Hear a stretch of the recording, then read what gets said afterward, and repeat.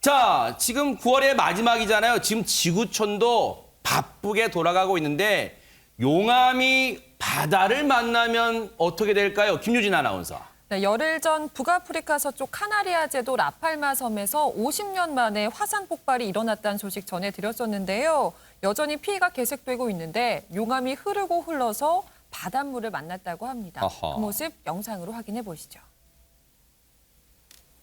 마치 거대한 피라미드처럼 쌓인 용암. 시뻘건 용암이 바다 쪽으로 흘러내리고 물과 닿자 연기가 솟아오릅니다. 그런데 이 연기가 단순한 연기가 아니라고 하는데요. 이 당국은 용암이 찬 바닷물과 접촉할 때 유독가스와 미세한 입자의 혼합물이 공중에 퍼질 수 있다면서 창문을 닫아 피해를 막아야 한다고 설명했습니다. 저게 최진봉 교수님, 예. 단순히 저 장면 보면서 우리가 야, 참 진기한 장면이다 이렇게 볼 사안이 아니네요, 지금 그런 이게. 상황이 아니라는 거예요. 많은 이제 전문가들, 용암 관련된 과학자들이 뭐라고 얘기하고 있냐면 이 용암이 바닷물을 만났을 때는 화학적 반응이 일어나서 폭발을 일어날 수 있다는 어머, 거예요. 세상에. 그러니까 물론 100%다 폭발이 되는 건 아니지만 그럴 가능성이 충분히 있기 때문에 상당히 어허. 위험하다고 얘기를 하고 있고요. 네. 강력한 수중 폭발을 불러올 수도 있는 위험성이 있고 실제로 네. 저 제도 카나리아 제도의 최고 경영자 지도자죠. 지도자는 뭐라고 얘기하냐면 바닷속으로 들어가 있는 용암은 매우 위험한 순간으로 강조해야 된다. 이렇게 얘기하고 있어 지금 긴장감을 늦추지 못하고 있는 상황입니다. 지금 저분들 걱정뿐 아니라 지금 주변국 그리고 많은 전 세계인들도 걱정하는 게 뉴스파이터 시간에 전해드렸지만요. 저 용암 분출이 앞으로 뭐 80일 가까이 지속될 거라는 거예요. 그래서 얼마나 많은 피해가 더 있을지 걱정이 되는데요. 관련 얘기 들어보시고 이어가 보도록 하겠습니다. Estamos realizando un estudio y un seguimiento de los gases emitidos en el contacto de esa colada con el mar y hasta que no tengamos un resultado definitivo que garantice que estas zonas están fuera de riesgo, pues seguirán estas medidas de confinamiento vinculadas a ello. Como bien saben, se mantiene la exclusión de 2 millas en la zona marítima y quiero insistir en que es recomendable el uso de mascarillas FFP2 en todo el entorno de la erupción volcánica y en definitiva mínimo en todo el entorno del valle. 저 용암 분출로 뭐 주민 피해도 말할 것도 없지만요. 바닷속 생태계도 파괴가 될까 봐 정말로 걱정이 됩니다. 자, 그런가 하면요. 지금 중국에서는요. 한 치 앞을 내다보기 어려운 상황이 계속되고 있다는데요. 이게 무슨 말입니까? 안진용 기자님. 네, 최근 중국 북부 지역에 대규모 전력난으로 인해서 정전 상태가 벌어졌습니다. 아하. 이들을 타파하기 위해서 주민들이 자구책을 강구하고 있다고 하는데요. 관련 영상 준비했습니다. 중국 랴오닝성의 한 식당입니다. 정전으로 인해 TV는 물론 냉장고까지 꺼진 상태입니다. 아이고. 하지만 주인은 가게 문을 닫는 대신 전기자전거 배터리를 사용해 국수를 끓이기 위한 냄비를 작동시켰는데요. 아이고 세상에. 네, 굉장히 기발한 아이디어죠. 아하. 평소보다 2시간 정도 일찍 일을 시작해 음식을 준비하고 영업을 이어나가고 있다고 합니다. 하하. 지금 한눈으로 봐도 굉장히 어두운데 어두운 가게를 쓰는 손님들은 지금 보시는 거 스마트폰 불빛입니다. 아이고. 저런 불빛을 이용해서 국수를 먹기도 하고요.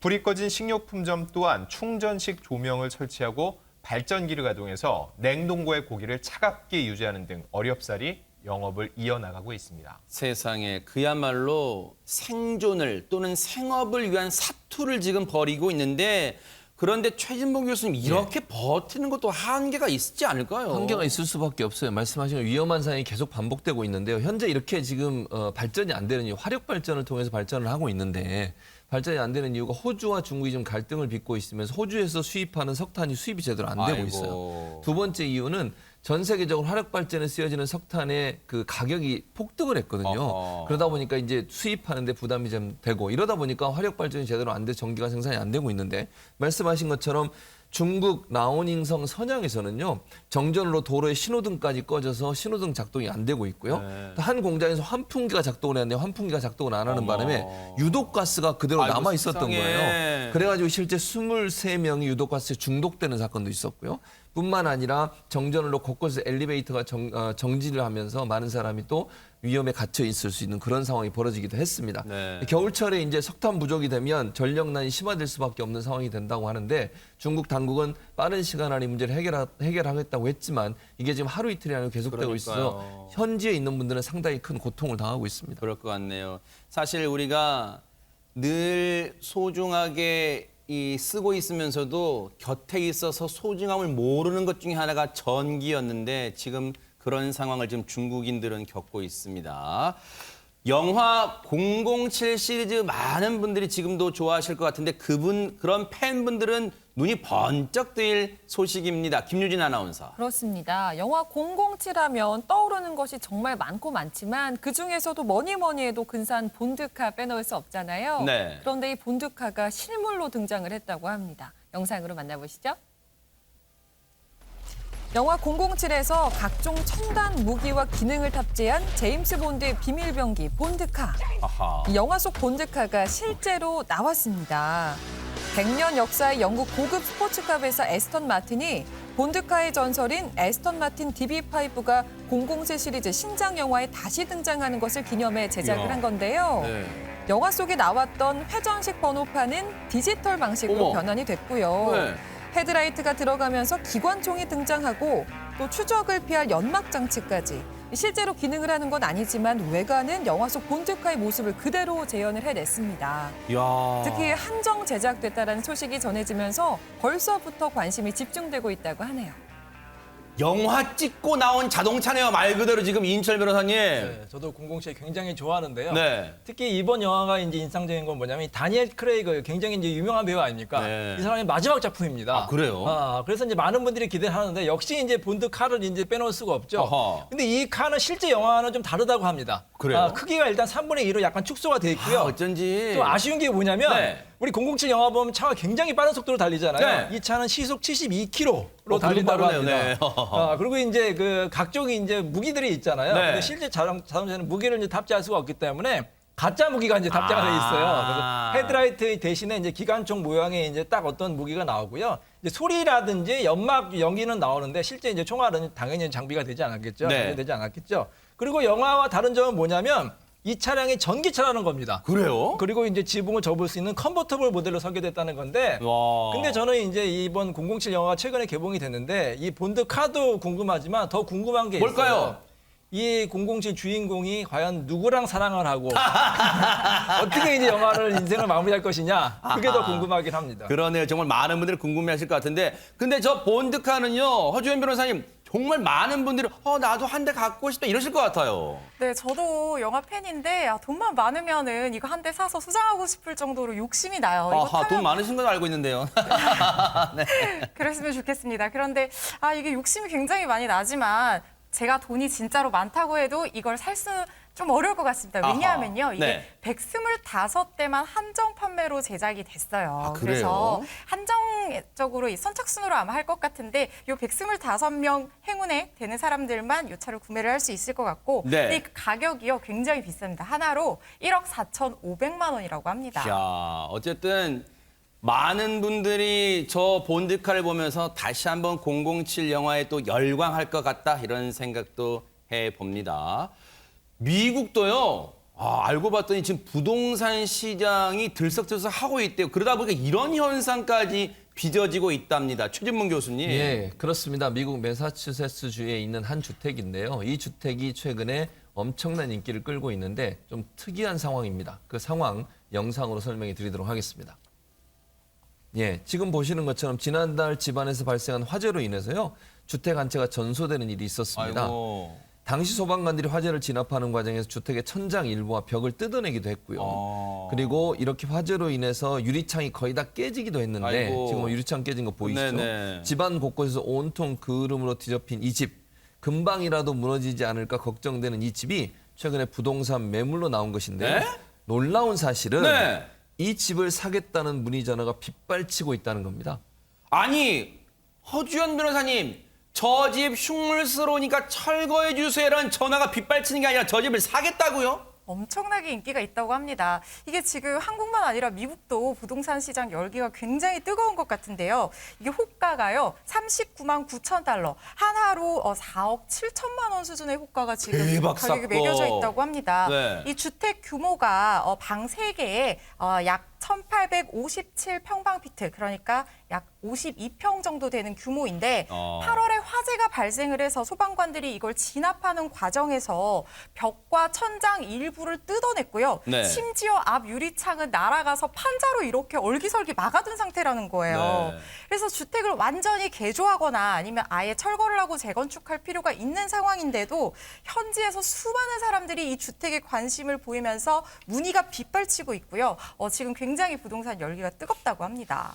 세상에 화재로 인한 열기만 뜨거운 줄 알았더니 부동산 시장 열기까지 저렇게 뜨겁다고 합니다. 자, 그런가 하면 예술의 범위는 대체 어디일까요? 그런 생각 한번 해보셨을 것 같아요. 이인철 변호사님. 혹시 미술관 좀 자주 가시나요? 저는 한 번도 안 한 가봤습니다. 번도 안 갔어요. 네. 네, 저는 좀 가는 편인데요. 역시 기품이 있으세요. 예, 감사합니다. 근데 이제 이 요즘에 현대미술 같은 경우에는 사실 좀 이해하기가 어렵습니다. 굉장히 난해하고요. 이게 도대체 작가가 무슨 의도로 그렸나, 그렇게 굉장히 궁금한 게 있는데 네. 이번 작품 같은 경우에도 굉장히 이 작가의 진짜 의도를 이해하기 어려운 그런 작품이 있습니다. 그래요? 그 작품을 한번 보시겠습니다. 네. 그 영상을 한번 보시겠는데요. 네. 이 덴마크의 쿤스텐 현대미술관에서 미래의 노동이라는 주제로 전시를 앞두고 한 예술가에게 작품을 의뢰했습니다. 작품 어디 갔어요? 근데요, 네. 제작비 명목으로 현금 약 9,900만 원을 빌려준 뒤에 네. 전시 시작 이틀 전에 작품이 도착했는데요. 네. 자, 작품이 이제 언제 나오느냐? 네. 상자를 딱 열어보니까 바로 저것이 작품입니다. 어디에 있는데요? 저게 이인철 작품입니다. 변호사님? 저게 네? 텅 빈 액자가 이제 그 작품이라고 하는데 혹시 미술관 측에서 예술가가 깜빡하고 작품을 빠뜨린 게 아닌가 이렇게 이제 문의를 했더니 작품에 붙은 메모지에 의하면은 작품의 제목이 바로 돈을 갖고 튀어라라고 합니다.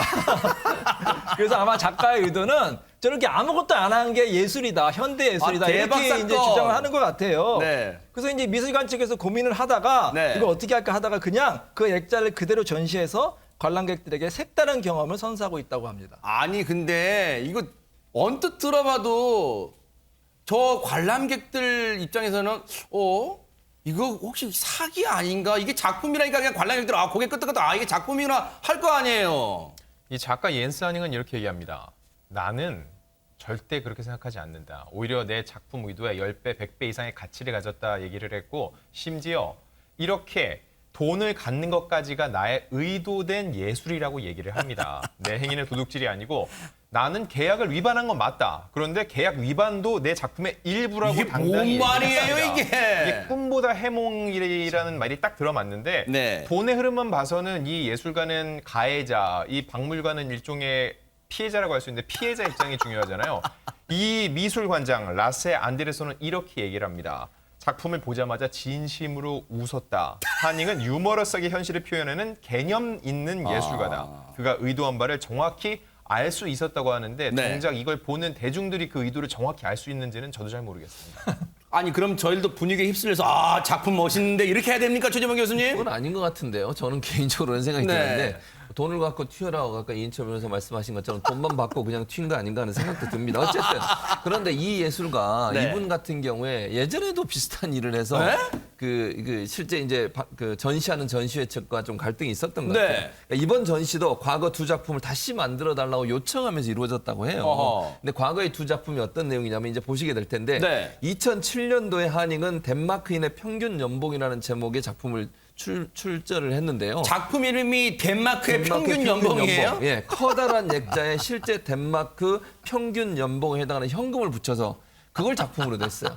그리고 2011년도에는요. 야. 오스트라인의 평균 연봉, 그러니까 대박 나라만 사건. 바꾸는 거죠, 국가만. 지금 화면에 나오는 작품, 저 작품 보이시죠?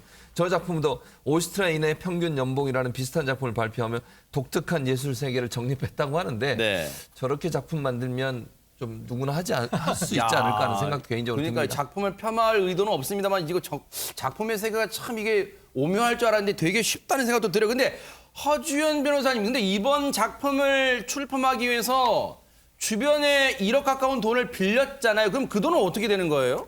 네, 이제 돌려줘야 되는데 미술관 측의 설명에 따르면 이제 작품 재료로 빌려준 1억 원 이것 말고도 제작 의뢰비 180만 원을 이미 지불을 했대요. 어허. 그래서 당연히 이 1억 원은 돌려줘야 되는 게 네. 아니냐 이렇게 얘기를 하고 있는데 한잉 이 예술가는 뭐라고 말하냐면 본인이 덴마크인인데 해외에 자기 작품을 내보낼 때도 이거보다 돈을 훨씬 더 많이 받는다는 거예요. 어허. 그래서 이 180만 원으로 뭐 작업실 비용하고 뭐 직원들 월급하고 나면 남는 게 하나도 없다 이렇게 얘기를 하면서 네. 지금 약간 돌려주지 않을 것 같은 그런 태세를 보이고 있는 것 같아요. 근데 미술관 관장이 재미있어 하면서도 네. 우리 미술관 재정이 넉넉하지 않기 때문에 아직 근데 돈을 돌려받기로 한 2022년 1월이 되지는 않았다. 그런데 그때까지 돈을 돌려주지 않으면 법적인 대응을 할 수도 있다라고 의견을 밝혔습니다. 상황이 꼬일 것 같은데 근데 역시 미술의 조예가 깊으신 이인철 변호사님 뭔가 추가 발언이 있다고 합니다. 제가 이제 네. 이 주제를 받고 실제 현대미술관한테 문의를 했습니다. 어떻게 네. 생각하느냐. 아하. 근데 그 학과가 이렇게 얘기를 하더라고요.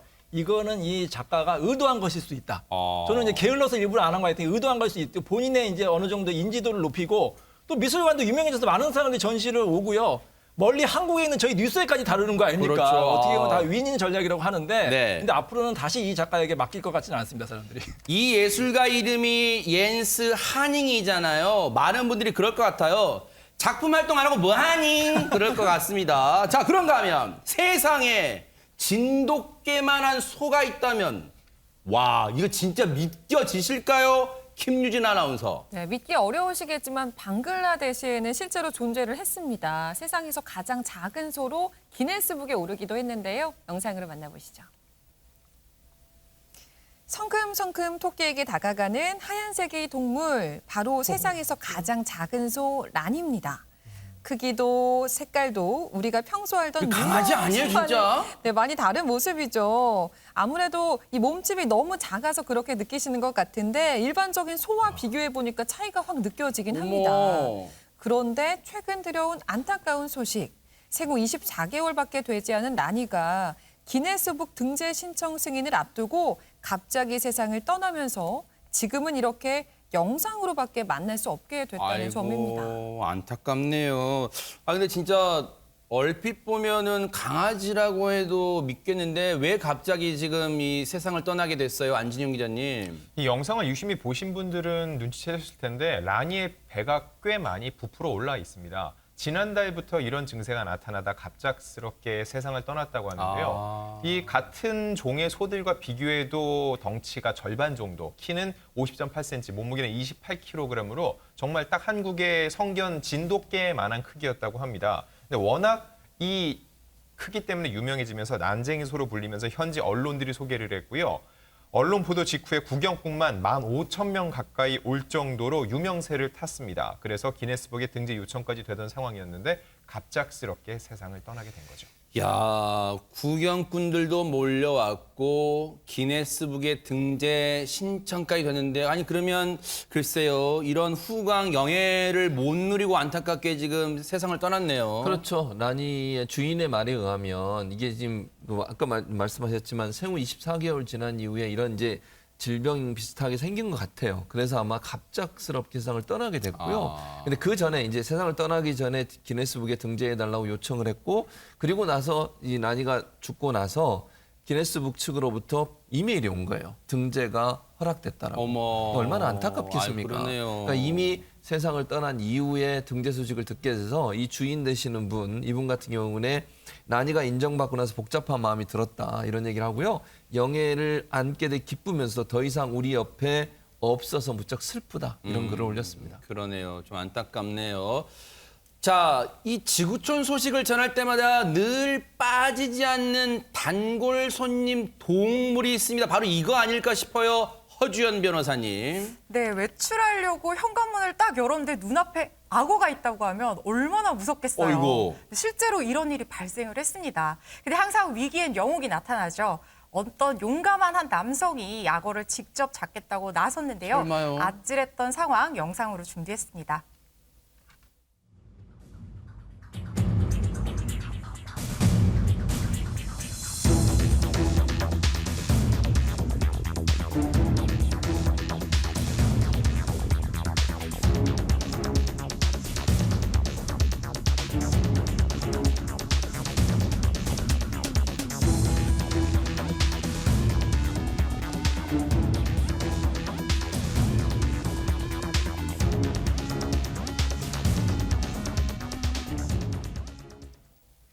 보고도 믿어지지가 않아요. 어떻게 진짜 저렇게 잡을 생각을 했을까요? 용맹하다고밖에 표현할 수가 없는데 이 남성의 얘기 들어보시고 이어가 보도록 하겠습니다. I don't know the procedure, so I did wrong way. I was frightened when I had it in it because it was so powerful, and I didn't expect that, and it was pushing itself out, whipping its tail around. 그런데 이제 저분은 다른 주민분들의 안전까지도 일단 막아주신 거예요. 이 위험 당하는 거를. 그런데 저렇게 나서는 게 저 같았으면 못 나섰을 것 같아요. 이인철 변호사님. 굉장히 의인이죠. 근데 이 플로리다에는 이 악어가 자주 출몰을 한다고 합니다. 그래서 이제 매년 16,000여 건의 그런 불만 사항이 이제 제기가 있다고 하는데 주로 어디 나타나냐면 뒷마당, 어이고. 차고, 골프장, 그리고 가장 아찔한 데가 있습니다. 수영장에서 나타난대요. 세상에. 여러분 수영하다가 악어를 만난다고 생각해보시죠. 얼마나 어우, 아찔하겠습니까? 네. 근데 이제 다행히 저 사람이 이제 악어를 저렇게 이제 잡아가지고 이제 안전하게 이제 다른 곳에 보냈는데 이 사람이 이제 전투 찬정용사라고 합니다. 그래서 저런 용감한 행동을 할 수가 있었고요. 근처에서 악어 포획 장면을 지켜보던 시민들이 이제 경악을 하다가 무사히 이제 악어를 잡아가지고 저렇게 이제 방생하니까 네. 한호에 박수를 쳤다고 합니다. 저분 참 대단하신 게 저렇게 악어를 잡아서 무슨 해코지를 하는 게 아니라 다 안전하게 또 자연의 품으로 돌아가게 또 해주시는 게 참 배려가 깊으신 분이구나 이런 생각도 해봅니다. 그런가 하면 이곳에서는요 황당함을 넘어서 와 이거 우려되는 광경이 목격됐다고 합니다. 김유진 아나운서. 그렇습니다. 인도네시아에서 아이들이 버스도 자전거도 아닌 이것을 타고 학교로 오가는 모습이 포착이 된 건데요. 영상으로 만나보시죠. 책가방을 맨 소년이 강을 건너고 있습니다. 어머. 이 소년이 타고 있는 건 다름 아닌 스티로폼 박스인데요. 세상에. 이거 너무 위험한 것 아닌가 싶은데 뒤이어서 다른 친구들도 각각 스티로폼을 하나씩 타고 앞으로 나아가고 있습니다. 아유, 세상에. 영상 속 소년들은 초등학교 3학년 학생들로 수업을 마친 뒤 집에 돌아가는 길이었다고 하는데요. 소년들은 양손에 든 스티로폼 조각을 노 삼아서 이렇게 열심히 스티로폼 배를 조종하고 있습니다. 아니 저게 진짜 중심 자칫 잘못하면요 중심을 잃고 지금 저희 강이란 말이에요. 그냥 최상희 최진봉 교수님. 네, 그러니까 이제 폭이 어느 정도 되면 20m나 돼요. 허허. 20m나 되는 폭의 강인데 저 강을 아이들이 학교 가기 위해서 저렇게 매번 스티로폼을 타고 다닌다. 이게 말이 됩니까? 바람이라도 불면 어쩔 뻔했어요. 세상에. 조금만 실수하면 넘어져 정말 위험에 처할 수도 있는 상황인데 문제는 뭐냐면 20m 폭이나 되는 저 강에 다리가 하나도 없다는 거예요. 아 이거 어찌된 일입니까? 그러니까요. 이게? 이 주민들이 저쪽 더 다른 마을로 가거나 학교를 가려면 반드시 저렇게 카누를 타거나 아니면 뗏목을 타거나 아니면 스티로폼을 타고 갈 수밖에 없는 상황이라는 네. 거죠.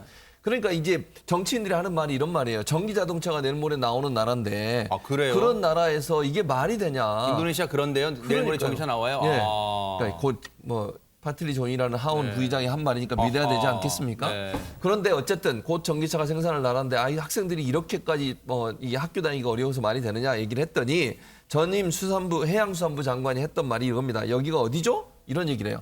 제대로 파악이 안 되고 있다는 거 아하. 아닙니까? 그리고 나서 자신의 보트를 소년들에게 제공할 수 있다는 말을 했다는데 네. 그 말을 하기 전에 미리 저거 다리라도 하나 놔줘야 되는 거 아닙니까? 그러니까요. 안전한 학교 다닐 수 있도록. 아니 이인철 변호사님 돈 있는 사람들한테 팔 전기차 생산에만 이 몰두하지 말고 지금 저곳에 안전을 위한 다리 하나 놔야 되는 거 아니에요 지금? 학교 가기 싫은 학생들은 저 영상 꼭 봐야 될 것 같습니다. 저렇게 험하게 이제 학교를 가는 이제 나라가 있습니다. 이 나라뿐만 아니라요. 세상에서 가장 험한 이 등하굣길 뭐 그런 프로가 있거든요. 그러면 굉장히 뭐 1시간, 2시간 심지어는 뭐 거의 반나절을 이제 학교 가는 시간을 할애하는 나라도 있어요. 막 절벽 타고 올라가고 학교 네. 가는 나라도 있고 그래요. 네, 진짜, 맞습니다. 네. 근데 이제 이 영상이 이제 나오니까 이 마을의 이장은 절대로 우리가 가난해서 그런 게 아니라고 이제 항변을 하고 있어요. 이 이장은 이렇게 얘기합니다. 마을에는 뗏목뿐만 아니라 카누, 심지어는 스피드보트도 있다. 그렇게 잘 사는 사람도 있는데 세상에. 이 아이들이 저렇게 하는 거는 재미 때문이다 이렇게 주장을 하고 있어요. 아하. 근데 저는 좀 이해를 할 수가 없습니다. 아무리 그러니까요. 재미있다고 하는데 저렇게 위험하게 아이들을 저렇게 부모님이 내보내는지도 의문이고요. 네. 하루빨리 우리 학생들이 마음 놓고 학교를 잘 다니는 그런 환경이 조성되었으면 좋겠습니다. 그러니까 아이들은요. 뭐 대한민국뿐 아니라 전 세계 어느 나라나 그 나라의 미래입니다. 미래의 이 자원들이 저렇게 위험한 환경에 그대로 놓이게 해서야 되겠습니까? 정말 안전한 대책 만들었다는 후속 얘기 들려오기를 기대해 보도록 하겠습니다. 그런가 하면요, 아이들이 마음껏 구경 다닐 수 있도록 이런 행동을 하신 분이 있다고 합니다. 세상에. 안진영 기자님. 네, 입원 중인 어린이 환자들을 위해서 병원과 수족관이 깜짝 행사를 준비했는데 이 행사에는 아주 특별한 존재가 활용됐습니다. 과연 무엇이었을지 영상을 준비했습니다.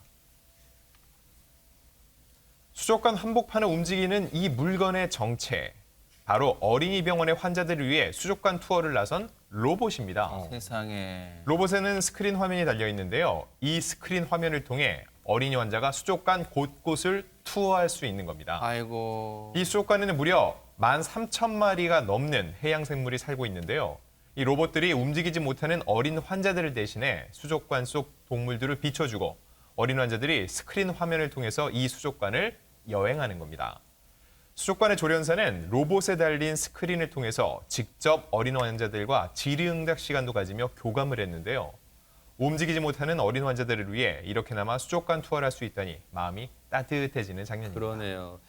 사실 코로나가 많은 부분에서 힘들게 하는 측면이 많지만 정말 긍정적이면 좀 찾아본다면, 굳이 찾아본다면 허주원 변호사님 정말 기발한 아이디어들은 많이 나오는 것 같아요, 코로나 시대에. 그럼요. 아이들이 이 순간만큼은 진짜 아픈 거 다 잊어버리고 너무 행복하게 이 IT 기술을 통해서 막 동심이 뛰어놀았을 것 같은데요. 맞아요.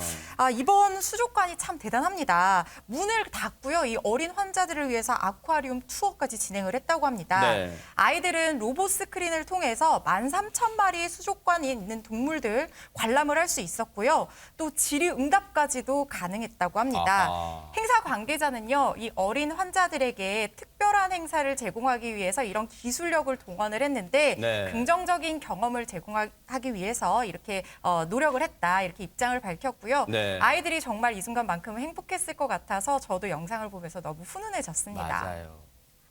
역시 이것도 아이가 우리들의 미래라는 걸 그 점이 정말 중요합니다. 이 앞선 기술 얘기 나온 김에요. 여러분, 이 관공서 이런 데 가셔서 민원 접수하는 것도 정말 힘들잖아요. 근데 혹시 그런 생각 해보셨어요? 정말 우리들도 힘든데 조금 몸이 불편하신 분들은 얼마나 민원 접수하기가 배로 힘들까? 그래서 이런 기술이 나온 것 같습니다. 김유진 아나운서. 그렇습니다. 대전시가 세계에서 처음으로 시청각 장애인들을 위한 인공지능 AI를 활용한 수어 민원 안내 시스템을 구축을 했다고 합니다. 아하. 이게 누리뷰라는 이름의 시스템인데요. 네. 이 화면 속에 캐릭터가 등장을 해서 수어를 알아듣고 또 수어로 민원 접수 관련 안내를 해준다고 합니다. 그래요? 꼭 수어뿐만이 아니고 사용자 유형에 맞춰서 시각장애인의 경우에는 음성으로 서비스를 제공한다고 하네요. 세상에 정말 이런 분들에게는 참 꼭 필요한 그런 기술이었던 것 같은데요. 실제로 어떻게 이 작동이 되는지 한번 보시고 이어가 보도록 하겠습니다. 안녕하세요. 무엇을 도와드릴까요?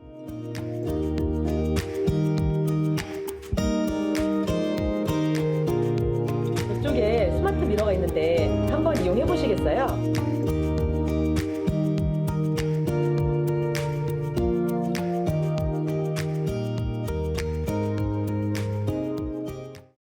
세상에.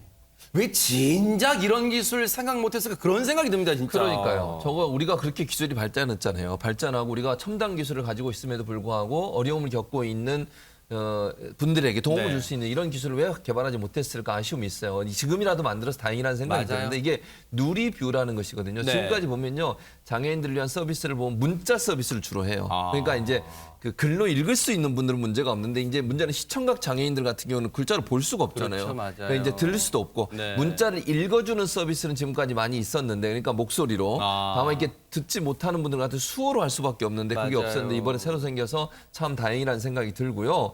지금 이제 사각지대에 놓이는 사회적 약자들을 위해서 저런 서비스를 한 것은 너무너무 잘한 것이고 지금 음성 인식이나 수어 번역, 가상 인식 시뮬레이션을 통해서 시스템 통합된 기술을 탑재한 그런 누리부를 더 많이 개발하겠다고 얘기를 하고 있습니다. 네. 중요한 건 이게 지금 관공서에 처음 시작했는데 일반 가게들 또 일반인들이 맞아요. 사용하는 곳들도 그렇죠. 빨리 보급이 돼서 우리 사회의 사회적 약자들을 돌볼 수 있는 맞아요. 시스템이 완성됐으면 좋겠습니다. 바로 이런 게 더불어 사는 세상으로 가기 위해선 조금 더 한 걸음 내딛는 그런 기술 아닌가 이런 생각도 해봅니다.